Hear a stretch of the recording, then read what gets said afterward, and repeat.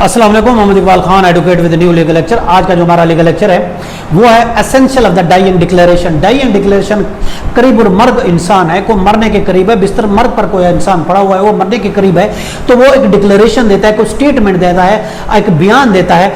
किसी ने उस पर हमला किया, मारने की कोशिश की, उसने देखा वो उस पर बयान देना चाहता है, तो उसकी क्या जरूरियात है, कौन सी एसेंशियल है, अगर वो पूरी हो तो उस मरने वाले का बयान जो वो एक्सेप्ट किया जाएगा, उसकी लीगल वर्थ होगी।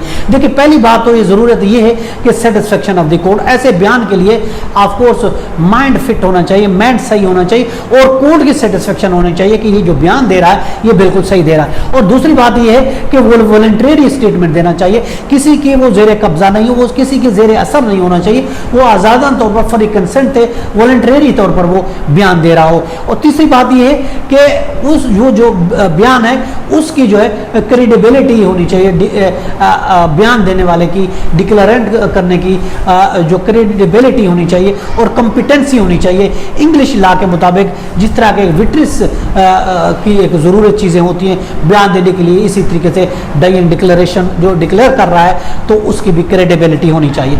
इसके अलावा चौथी बात यह कि वो स्टेटमेंट उसका कंप्लीट होना चाहिए, इनकम्प्लीट नहीं होना चाहिए, नामुकम्मल नहीं होना चाहिए। यानी कि थोड़ी सी बात हो, थोड़ी सी नहीं हो तो उसको कहीं जोड़ तोड़ के ना बयान किया जा सकता है, एक मुकम्मल और मुदल्लल स्टेटमेंट होना चाहिए।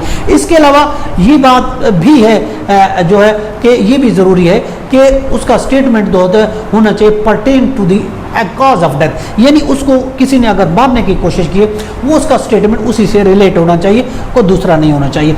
छठी बात जो इंपॉर्टेंट बात ये है कि वो कन्फ्लिक्टेड नहीं होना चाहिए। मेडिकल डॉक्टर ने ML ने अगर एग्जामिन किया तो मेडिकल एविडेंस के बरअक्स नहीं होना चाहिए, मेडिकल एविडेंस को वो सपोर्ट करता हो तो वो भी एक्सेप्ट किया जाएगा। इसके अलावा सातवीं बात जो इंपॉर्टेंट वो ये है कि वो एडमिटेड होना चाहिए in the case of death के केस में एडमिटेड होना चाहिए। और आठवां जो पॉइंट हम ये कह सकते हैं वो प्रूविंग ऑफ डाइइंग डिक्लेरेशन को प्रूफ करना, ये भी एक एसेंशियल है, उसको प्रूफ किया जाए।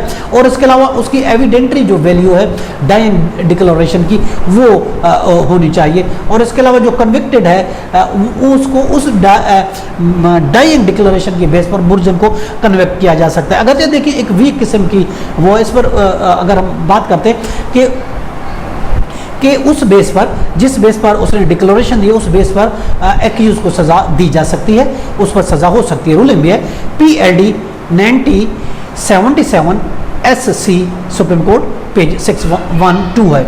और ये भी बात सूरतों में ये कहा जाता है कि ये डाइइंग डिक्लेरेशन होता है ये वीक किस्म की एविडेंस होती है। रूलिंग जो सपोर्ट कर रही है उसको वो है 1995 Pakistan criminal law journal page 1753 है, पाकिस्तान क्रिमिनल जर्नल 1753 है 1995 का। ये है हमारा आज का लीगल लेक्चर कि कौन सी एसेंशियल है डाइइंग डिक्लेरेशन की। इसके साथ मुझे इजाज़त दें, कर फिर मिलेंगे। अल्लाह हाफिज़।